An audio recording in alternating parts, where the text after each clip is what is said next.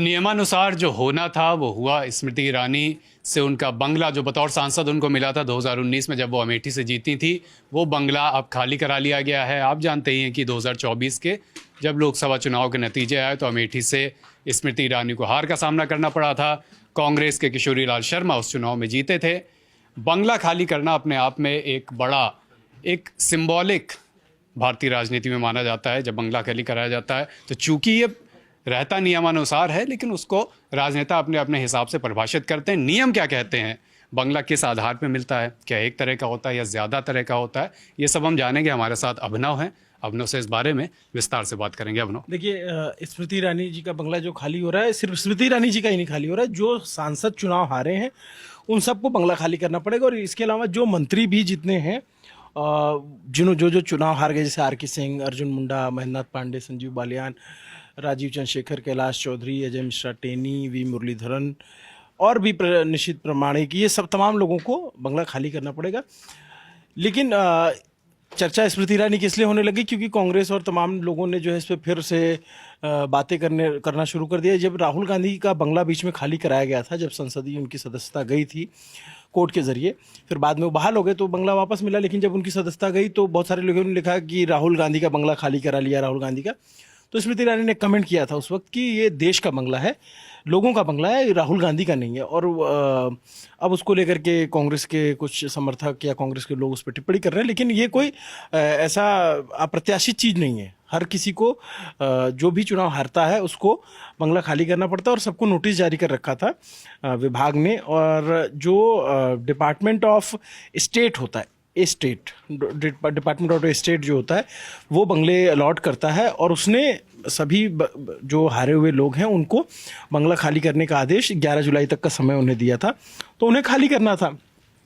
अब चूंकि जो नए सांसद चुन के आए हैं या जो नए मंत्री बनेंगे उनको बंगला देना होगा ना, वो कब तक गेस्ट हाउस में रहेंगे, कब तक वेस्टर्न कोर्ट में रहेंगे, कब तक यूपी भवन, एमपी भवन में रहेंगे। तो उस प्रक्रिया के तहत ये एक डिपार्टमेंट है जो ministry of urban and housing affairs के तहत काम करता है। और ये 1922 में बना था, लेकिन तब से मतलब ये अंग्रेज़ों के टाइम पे ये बन गया था और ये तब से काम करता आ रहा है। और इसका एक रूल्स है, रूल जो 1963 का नियम है, उसके तहत जो दिल्ली, जो केंद्र सरकार के अधीन जो दिल्ली आती है, जिसको लुटियंस दिल्ली कहा जाता है, जो आर्किटेक्ट लुटियन जिन्होंने बनाया था, जिनकी पात्रता होती है उनको बंगला दिया जाता है। बंगला भी, उसमें भी सीनियरिटी देखी जाती है। जैसे कोई पहली दफ़ा का सांसद है, पहली बार जीत के आ रहा है, तो क्योंकि इतने बंगले नहीं हैं कि सबको मिल सके, और अभी तो फिलहाल सबको मिल भी जा रहा है। आने वाले दिनों में जब डिलिमिटेशन होगा और सीटें बढ़ जाएंगी तो फिर और नए सिरे से प्लानिंग करना होगा, क्योंकि नए सिरे से ज़्यादा संख्या में सांसद चुन के आएंगे। तो इसमें जो नए सांसद होते हैं उनको फ्लैट्स दिए जाते हैं, जो 2 टर्म 3 टर्म हो जाते हैं, उसमें भी कुछ कैटेगरी होती है, कुछ तो उसके हिसाब से उनको बंगले अलॉट किए जाते हैं। टाइप 1 से टाइप 4 तक जो बंगले होते हैं वो आमतौर पर सरकार के, जो केंद्र सरकार के कर्मचारी होते हैं, अधिकारी होते हैं, उनको मिलता है। तो टाइप 5 और टाइप 7, 8 तक के जो बंगले होते हैं वो सांसदों, केंद्रीय मंत्री, राज्य मंत्रियों को आवंटित किए जाते हैं। और जो मतलब टाइप 7 तक, टाइप 8 का बंगला और अच्छा माना जाता है, वो एकदम जिसमें कैबिनेट मंत्री रहते हैं, जिसमें सुप्रीम कोर्ट के जज रहते हैं, जिसमें पूर्व प्रधानमंत्री रहते हैं या पूर्व उपराष्ट्रपति को जो बंगले, उनका बंगले नहीं खाली कराए जाते। अगर वो पूर्व प्रधानमंत्री कोई है तो जब तक जीवित रहेंगे तब तक उनको एक बंगला मिलता है सरकार की तरफ से, पूर्व राष्ट्रपति हो या पूर्व उपराष्ट्रपति हो। वित्त आयोग के चेयरमैन को बंगले मिलते हैं। और जो ये बड़े बंगले होते हैं उसमें 5 बेडरूम बताया जाता है, टाइप 7 में 4 बेडरूम बताया जाता है, दोनों टाइप के। और इसके साथ सुविधाएं भी गजब मिलती हैं। मतलब ऐसा आम आदमी टाइप का मामला नहीं होता कि सिर्फ बंगला मिल गया तो अपना आदमी और उसको, आपको वहाँ काम करने वाले लोग मिलेंगे, आपको 4000 लीटर पानी फ्री मिलता है, 50,000 यूनिट बिजली फ्री मिलती है, पर्दा तक धुलवाने का पैसा मिलता है, 3 बार आप पर्दा धुलवा सकते हैं, ऐसा कुछ है नियम। इसके अलावा और भी जो, अगर मान लीजिए आपने ज़्यादा बिल इस्तेमाल कर लिया, 50,000 यूनिट से ज़्यादा बिजली खपत हो गई, तो उसको अगले साल एडजस्ट किया जाता है। वो तमाम उसकी सरकार यही लोग चलाते हैं, तो इन लोगों ने अपने लिए सुविधाएं भी ठीक ठाक व्यवस्था कर ली है उसकी। अब क्या हुआ कि 2000 मोदी सरकार आने के बाद बंगले खाली कराने में थोड़ा तेज़ी भी दिखाई गई। कि टाइम से आप लोग बंगला खाली कर दें। ऐसा ना हो कि वो सरकारी काम की तरह फाइल दबी हुई तो पड़ी हुई तो चला जा रहा है, इस तरह का मामला। तो जब 2014 में ही सरकार आई थी तो बहुत सारे सांसद बदल गए थे ना, बहुत सारे लोग हार गए थे चुनाव, कांग्रेस 44 पे आ गई थी, तो 400 के करीब बंगले तब खाली कराए गए थे। इस बार तो खैर इस बार जैसे बीजेपी की भाई पिछली बार ज़्यादा सांसद थे, इसकी बार 240 आ गए तो कई बंगले उनके भी खाली होंगे। और नियम शायद ऐसा कुछ बना दिया गया था कि 3 महीने जिसे नोटिस दिया और आपने नहीं खाली किया तो 10-10 लाख का जुर्माना भी लगता है, इस तरीके की भी चीज़ें हैं। तो स्मृति ईरानी जी का बंगला उसी कड़ी में खाली हुआ है। और अब ये सवाल हो जा रहा है जो उनका वो बंगला मिलेगा किसको। जो स्मृति ईरानी जी का बंगला था वो 28 तुगलक क्रिसेंट रोड पे जो उनका बंगला, उनका नेम प्लेट था, वो नेम प्लेट भी हटा दी गई है।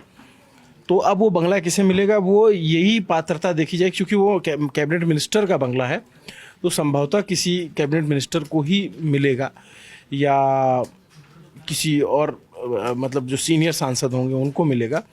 वो लोग भी अपनी प्रेफरेंस रखते हैं कई बार कि हमको अगर ये बंगला मिल जाता तो अच्छा रहता। जैसे रामविलास पासवान जी का जो बंगला था वो 1990 से उनके पास था।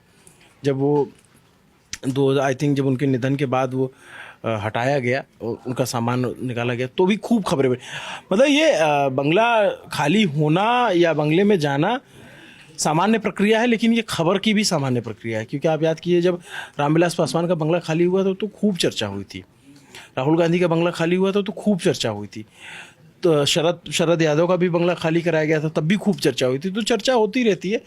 इसी कड़ी में एक चर्चा में एक नाम स्मृति ईरानी जी का जुड़ गया है। अमेठी से सब जानते हैं। अब तो एक लेकिन इसमें ये सवाल है कि जो लोगों के मन में आ सकता है कि क्या ये तो हमने स्पष्ट कर दिया कि लाइक टू लाइक रिप्लेसमेंट नहीं होगा। ऐसा नहीं कि स्मृति ईरानी ने बंगला खाली करा तो किशोरी लाल शर्मा को मिल जाएगा। नहीं। ये उनके किसी समकक्ष सांसद को मिलेगा जो, लेकिन फिर किशोरी लाल शर्मा कहाँ रहेंगे वो भी नहीं। किशोरी लाल शर्मा पहली दफ़ा के सांसद हैं तो उनको उस हिसाब से वरीयता दी जाएगी।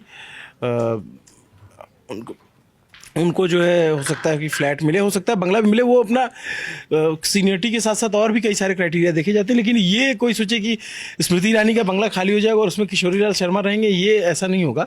वो कैबिनेट मंत्री का बंगला है, टाइप 8 का बंगला है, तो वो किसी कैबिनेट मंत्री को मिलेगा या फिर उस स्ट्रेचर का कोई व्यक्ति हो, मतलब कैबिनेट मंत्री के बराबर का ओहदा रखता हो या फिर कोई 7-8 बार का MP हो, मतलब वो किसी को भी मिल सकता है।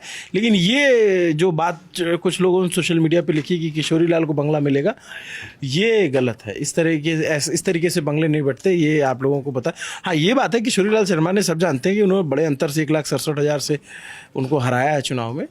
लेकिन ये एक अफवाह मात्र है। बाकी खबर सिर्फ इतनी थी जितनी हमने आपसे चर्चा की। ये आज की पूरी खबर है। जो नियम कहते हैं वो हुआ है। स्मृति ईरानी चुनाव हार गई थी। लोकसभा भंग होने के 1 महीने के अंदर बंगला खाली करना होता है और वही हुआ। आज उन्होंने अपना बंगला खाली कर दिया। उनके अलावा और भी जो सांसद थे जो चुनाव हारे हैं उन्होंने भी जो उनको आवाज़ दिए गए होंगे वो खाली कर दिए। तमाम जानकारियाँ आपके लिए हम लेकर आए। देखते रहिए दी लल्लन टॉप। शुक्रिया।